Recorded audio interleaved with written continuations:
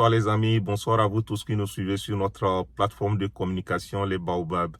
J'ai voulu faire cette petite vidéo aujourd'hui pour répondre à une question qui nous vient souvent de la plupart d'entre vous, nos abonnés ou tous ceux qui nous suivent sur notre plateforme. Il s'agit de la question à combien coûte une procédure d'admission dans un collège ou une université au niveau des États-Unis. D'abord, il faudrait que je vous dise que c'est une question compliquée, une question un peu difficile. Néanmoins, je vais quand même donner quelques paramètres qui vous permettent de connaître à peu près combien vous allez dépenser pour votre procédure d'admission. Il faut savoir que la procédure d'admission commence par la constitution du dossier d'admission. Le dossier commence par l'identité, c'est-à-dire que pour quelqu'un qui a un passeport, c'est déjà bon. Si vous n'avez pas de passeport, donc ça voudrait dire que vous allez faire un passeport. Et je ne sais pas combien on établit un passeport dans votre pays, donc c'est à vous de connaître combien coûte un passeport, c'est-à-dire l'obtention d'un passeport dans votre pays. Donc vous allez dépenser pour ça. Au-delà du passeport, il faut les documents, les documents par exemple de vos études antérieures. C'est-à-dire que si vous avez une copie, vous avez déjà le bac, vous voulez partir avec le bac. Donc il faut avoir les preuves des relevés de bac. Ou bien des attestations de bac. Mais tous ces documents-là seront traduits en anglais. Donc, ça veut dire que vous allez dépenser là-bas. Je ne sais pas combien coûtera la traduction de votre document. Ça dépend des pays. Et puis, ça dépend aussi du traducteur. Donc, combien la personne va vous charger pour ses services. Donc, c'est pour vous dire que vous allez dépenser pour traduire vos documents. Au-delà de ces documents des études antérieures, il y a aussi les documents de la capacité financière. C'est-à-dire que pour quelqu'un qui a, par exemple, l'argent au niveau de la banque, si vous voulez obtenir une attestation bancaire ou bien un relevé bancaire, c'est-à-dire vous allez parler à votre banquier seulement, il tire ces documents et il vous donne, peut-être gratuitement, mais certaines banques aussi peuvent exiger certaines contreparties pour pouvoir vous donner ces documents-là. Je sais aussi qu'il y a d'autres qui se font faire ces documents-là. Donc, ça voudrait dire que vous allez dépenser pour obtenir ces documents. Je ne sais pas combien ça va vous coûter. Ça dépend de vous et votre partenaire qui va vous remettre ça. Après ça, bon, il y a certaines écoles qui exigent aussi que ces documents-là soient notariés. Hein. Donc, ça voudrait dire, si on dit ça, ça voudrait dire que vous irez voir le notaire. Et par rapport à ça aussi, ça, avec votre négociation pour savoir combien vous allez payer au notaire pour certifier que les documents de banque que vous envoyez sont crédibles. Donc, au-delà de ces documents-là, il y a aussi des documents, ça c'est au cas où l'école demande les tests de langue, vous allez dépenser aussi pour obtenir les tests TOEFL ou bien, bon, ça dépend des tests qui sont demandés. Hein. La plupart, c'est le TOEFL. Donc, combien vous allez vous inscrire pour obtenir un test de TOEFL, donc ça dépendra de vous, de voir combien ça peut vous coûter là-bas. Mais moi, je voudrais vous dire simplement que vous pouvez aussi dépenser par rapport à ce côté. Mais je sais aussi qu'il y a certaines écoles qui ne demandent pas les TOEFL. Donc, ça voudrait dire que vous n'avez rien à dépenser. Pour me résumer par rapport à la constitution du dossier, d'abord, il y a l'identité qui est le passeport. Vous pouvez payer pour ça, ou bien si vous l'avez déjà, tant mieux. Il y a aussi les documents relatifs à vos études antérieures. Vous allez les traduire en anglais.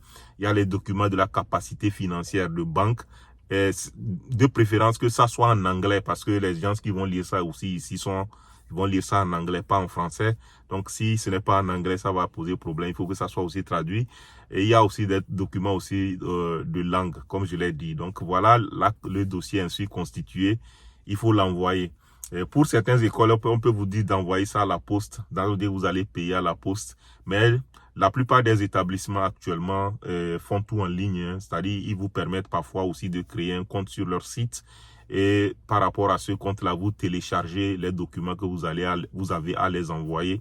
Et comme ça, ils ont les documents et ils vont commencer l'étude de dossier.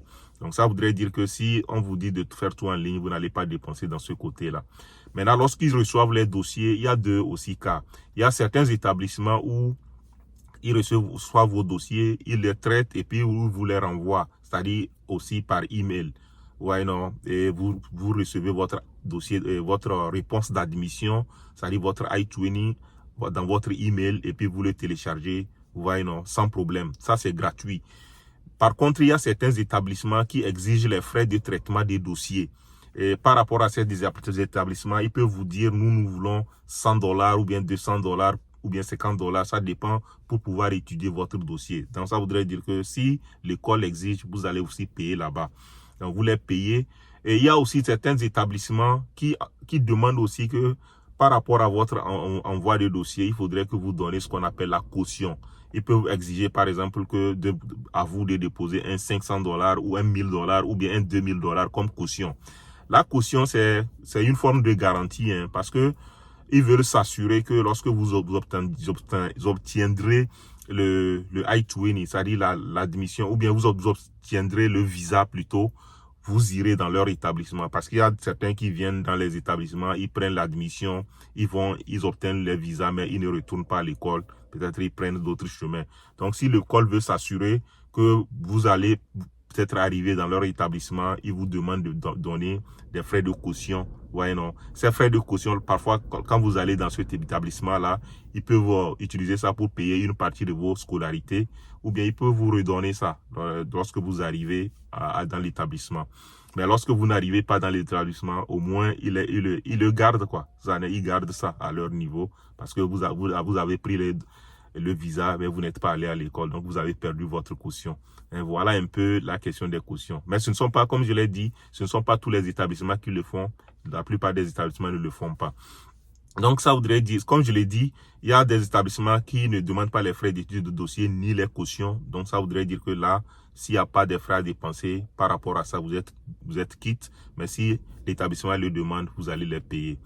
Maintenant, c'est ça même la procédure d'admission. C'est-à-dire, votre dossier, vous constituez, vous l'envoyez et on le traite. Ça, c'est l'admission, ça. Mais après l'admission, il y a d'autres frais avant même d'obtenir le visa. On a parlé de ça dans nos précédentes vidéos. Si vous pouvez aller voir là-bas. Parce que nous avons dit, avant d'aller à l'interview, par exemple, vous pouvez payer les frais de service. Les frais de service, ce sont des frais que vous payez au ministère de l'immigration ici, vous voyez, non, avant d'aller à l'interview. Et ces frais-là, je pense que actuellement c'est à 350 $ que vous payez avant d'aller à l'interview. Et le jour de l'interview aussi, on vous demande de payer les frais d'interview à l'ambassade où vous êtes allé faire l'interview.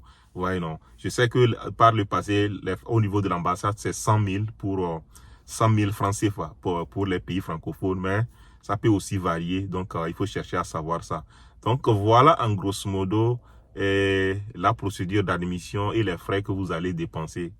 Pour me résumer, au niveau de la constitution du dossier, il y a l'identité, c'est-à-dire le passeport, il y a les documents des études antérieures, voyez, donc, que vous allez traduire. Et il y a les documents de banque, comme je l'ai dit aussi, s'ils ne sont pas en anglais, il faut les traduire en anglais. Il y a les documents également des tests de langue pour les écoles qui les demandent. Vous voyez, non? Maintenant, lorsque vous envoyez les dossiers d'autres établissements, comme je l'ai dit, ne demandent rien, ils traitent ça et puis vous envoient la réponse. Par contre, certains établissements peuvent vous demander les frais d'étude de dossier, d'autres aussi peuvent vous demander les frais de garantie. Vous voyez, non? Donc, au-delà, après ça, lorsqu'on vous donne l'admission, il faut aller chercher maintenant le visa dans l'ambassade des États-Unis, dans votre pays. Vous pouvez aussi payer, vous voyez, non? D'abord, c'est obligatoire de payer les frais de service d'abord au niveau du ministère. C'est-à-dire, ça se paie en ligne, comme nous l'avons expliqué dans notre précédente vidéo. Vous pouvez aller les voir. Ou bien également, vous pouvez, vous voyez, non, payer dans une banque partenaire. Ça dépendra. Mais le jour de l'interview, il faut savoir aussi que vous allez payer pour les frais d'interview. Parfois, d'autres, on l'a expliqué dans d'autres vidéos, hein, vous pouvez aller les voir. Pour d'autres, vous allez payer avant d'arriver le jour de l'interview. Mais pour les autres établissements, vous payez le jour de l'interview.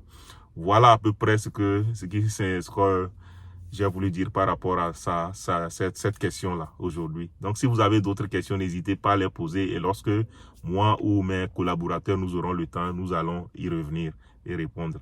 Et merci à vous tous qui nous suivez. Et nous sommes très ravis de vous avoir. Et bonne soirée. C'est votre frère Songhai. Bye bye.